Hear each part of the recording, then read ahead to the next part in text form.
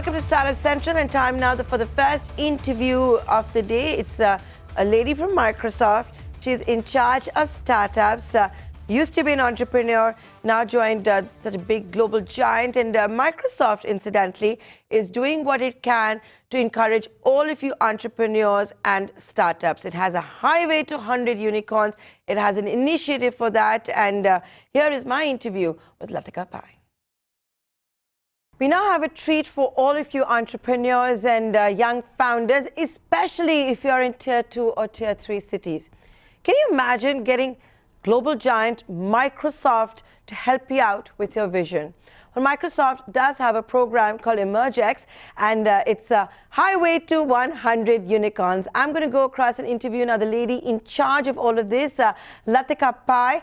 Incidentally, she was an entrepreneur, and now she's at Microsoft to help all of you founders. Latika, welcome to Startup Central. Thank you so much for joining us here. EmergeX, highway to 100 unicorns. Are you close to finding anywhere 5 unicorns, 6 unicorns? So, Nayanthara, thank you for having me on the show this evening. And like you said, Microsoft, our program Highway to 100 Unicorns, was really envisaged to go into Tier 2 cities to identify and engage and help scale these startups. We've been to 5 cities so far. We've had actually a phenomenal turnout, phenomenal support from each one of the state governments who are engaging and investing in startup activities. And we've actually found 55 startups in the EmergeX out of 5 states. The proof of the pudding, Nayanthara, is really, are investors willing to bet on these startups? Typically, most investors stick to the Tier 1 cities, but the investors that we've taken along with us to different states, 2 of the 55 have already been given funding.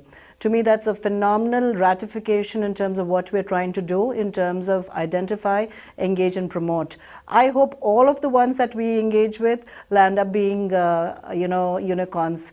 But more importantly, I think the unicorn term is a mythical term. But what we really want to do is, even if we were to take a startup who's at about 1 crore today to 550, and 500, really that is the intent, which is to search and engage and help scale these startups who typically would not have got this attention because they are in Tier 2 cities. That's right. In fact, a lot of investors are only approached with networking, word of mouth, and there's a lot of fantastic innovation which is taking place in the smaller towns, and they just don't have the wherewithal to go and get the kind of funding, and that's exactly what you're trying to enable. And once money is on the table, it of course is a totally different ball game. Things get serious, like you said, ratification. Can I ask you, which are these 2 startups that have been funded, and what kind of investors are we talking about? So Wholesale Box from Rajasthan and Rapido from Kerala were invested by actually an angel investor, Rajesh Dembla, who has invested in 40 plus other investments. And with us, we've taken with us seed BCs from Your Nest. Satish came in. Mr. Krishna Kumar Natarajan, the former chairman of Mindtree, was with us in Hyderabad, along with Sanday Subramaniam, who's managing Anant and her, Anant Narayan, ex-CEO of Myntra, and their family portfolio. We've had Rahul from Sense AI, who is looking to invest in AI startups, come in. Rajiv Raghunandan from Aravali Ventures coming in. So across the board, we actually took in seed investors, because that's really the size of the ticket that many of the startups are looking at. And each one of them, are in talks with different startups, but 2 have actually been written a check. So that's really been phenomenal, considering it's barely since September since we, started and launched this program. So, Latika, can I say that you should actually take credit for the discovery of Rapido? I'm aware of Rapido. It's considered to be one of the largest bike aggregators, bike taxi aggregators, if you want to say that. Was that actually your discovery? No, that's not the Rapido we're talking about. Rapido is actually engaging with small businesses and helping them from invoicing to collections. So that's not the one that you're talking about. The one we are talking about is from Kerala and is really engaging with with small businesses and getting them all online. And what was the other one you were talking about? What does that startup do? Where is it from? It is from Rajasthan, wholesale box. Wholesale box. And the 55. That they work with a lot of retailers across the country, yeah. The 55 that you have shortlisted this time, do you have any favorites? Do you think some will perform better than the others? I know you're supposed to love all your children equally, but some do have favorites. No, I don't think so. It's too early, honestly, to say that we have any favorites, right? Because we've selected 55 from about 550 plus applications. So we've actually picked 10% of the numbers that we've got. So I think it's unfair at this point to say we have any favorites. And one thing, having been an entrepreneur myself, Nayanthara, what's really important is as much as Microsoft will engage with these startups, those startup founders who engage back with us and leverage the platform that we give them are going to really benefit from what we're trying to do. So across the way, you're going to find a bunch who are, who are not necessarily, not because they don't want to, but their priorities, bandwidth maybe on something else. So I would say we need to watch at least for another 6 months to a year to really see who's kind of, ahead in the race of these 55. And we're not really stopping at 55. We've gone to 5 states. We have, at least 7 other states that have asked us to come in. We're just trying to make sure that we find the time to do it right and take the right teams everywhere.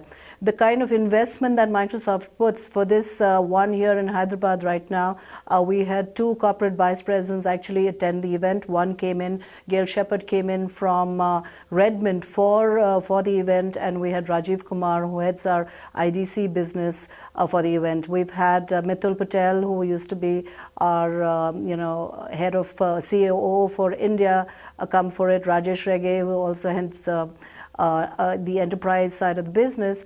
So we get a lot of support from everyone at Microsoft. So this is not just a Microsoft for Startups event. This is an event that is one Microsoft where, the sales and marketing arm, the research arm, Microsoft for Startups and engineering arms all come together to engage and promote this program. Okay, but then can you tell me what's in it for Microsoft? You just named about how all stakeholders within the Microsoft community are in it, how they're all involved. What's in it for Microsoft? Aren't you one of those corporations obsessed with the bottom line? Yes, you do a lot of good and all of that. Why are you doing this? Isn't it also to spot the unicorns early on? Absolutely, it's everything is in it for Microsoft, right? We have 3 different clouds, Azure being one that we want our startups to engage with. So if we get the most promising startups on our platform early, Nayanthara, and we help them grow, our business will grow.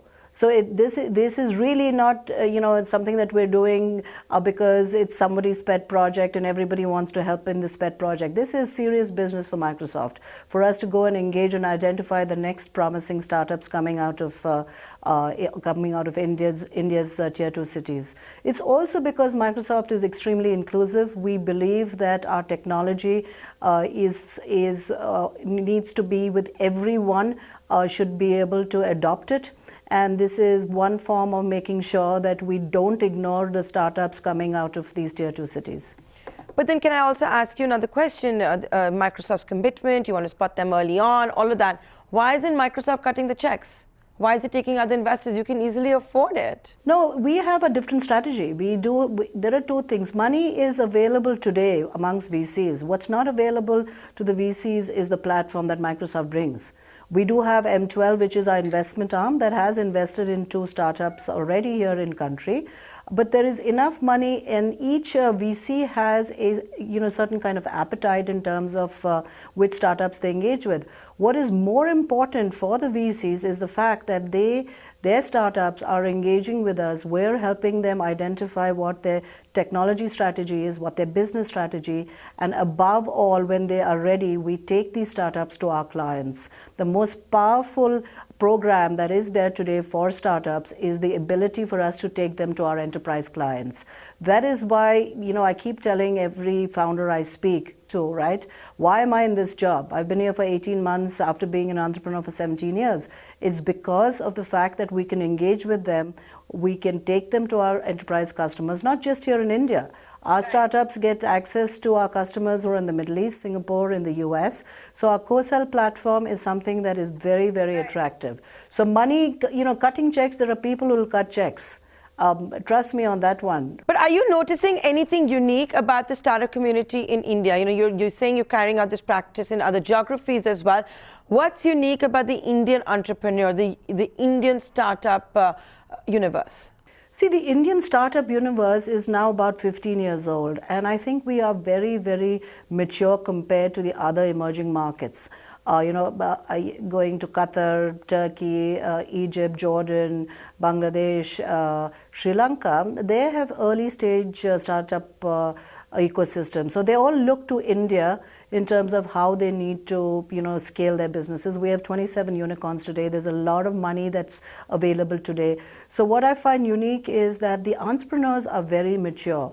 Every day, you find a lot of people who have actually quit their high-paying jobs to become entrepreneurs, and they're very, very passionate about it. So everywhere I go, even in Tier 2 cities, what I find unique is in Tier 2 cities, because of the fact that they don't have access to capital. The favorite term right now being used by VCs is unit economics, positive unit economics. These startups in Tier 2 cities have positive unit economics already. They want to make profitable businesses right from day one. They want to be cash flow positive because they don't have anybody giving them big checks as yet. So that's what I've been seeing across the country as I meet startups. Question to you. What is it that Microsoft looks in Indian startups, especially if you want to get them on EmergeX, on the highway to 100 unicorns? What cuts it for Microsoft? So we're looking at typically B2B startups, some unique B2C startups we do engage with. Typically revenue generating startups, because what we want to do is we're looking at them a little ahead of where they are in the POC stage or the MVP stage. So once they're revenue generating and they want to get it to, go to the next level, that's when we engage with them. We meet with founders, we talk to founders, we see what their appetite for entrepreneurship is, what their ideas are. And again, from the EmergeX that is presented to the jury, we select top 3 in each of the cities. Right. Thanks a lot, Latika, for joining us with that. So there you go. She's the lady in charge for Microsoft identifying 100 unicorns. Highway to 100 unicorns. A lot of good insights coming in for all of you founders over there. We're going to take a short commercial break. But before we do that, remember who was in town last week? The world's richest man, Jeff Bezos, who couldn't get a date with the Prime Minister, but certainly had the audience up and cheering for a whole host of reasons, whether it's a $1 billion investment, which didn't impress Piyush Goyal, the Commerce Minister, or in Mumbai at a Glitterati event. But this was his goodbye to India electric vehicles, which will be used to deliver Amazon packages.